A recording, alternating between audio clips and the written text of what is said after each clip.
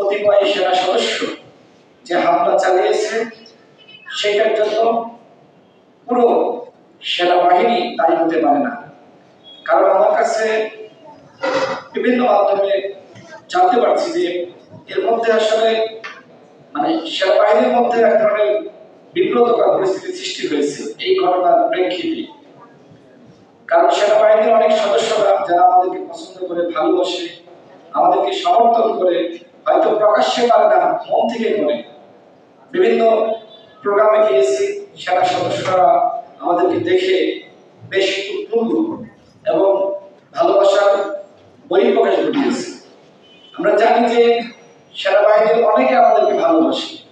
দেখেন, হাসিনা তার এই রেজিমে সেনাবাহিনীকে বিতর্কিত করার এমন কোনো হীন চেষ্টা নাই যে করেনি।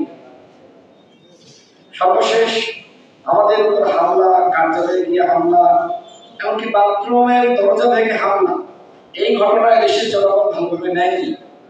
সুতরাং সেনাপ্রধানের প্রতি আমাদের আহ্বান থাকবে এই ঘটনার সুষ্ঠু তদন্ত করা, ঘটনার সাথে যারা জড়িত তাদের বিরুদ্ধে ব্যবস্থা গ্রহণ করা। যদি এটি তিনি করতে পারেন তাহলে তার উপরে দায় আসবে না এবং সেনাবাহিনীকে নিয়ে কেউ ভিন্ন মন্তব্য করতে পারবে না।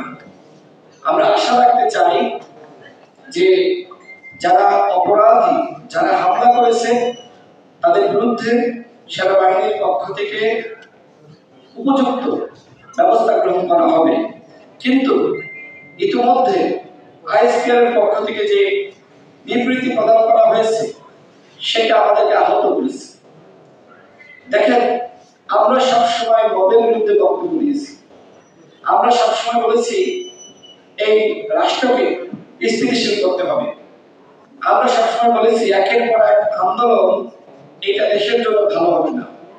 কিন্তু তার মানে এই নয় যে আওয়ামী লীগ এবং তার দর্শকদের বিরুদ্ধে আমরা আন্দোলন করতে পারবো না, তাদের বিরুদ্ধে আমরা কথা বলতে পারবো না। এবং এইটাকে আবার অনেকে মব বলার চেষ্টা করছে। এটা মব হতে পারে না। পরাজিত শক্তির প্রধান তিনি দেশ ছেড়ে পালিয়েছেন, কিন্তু তিনি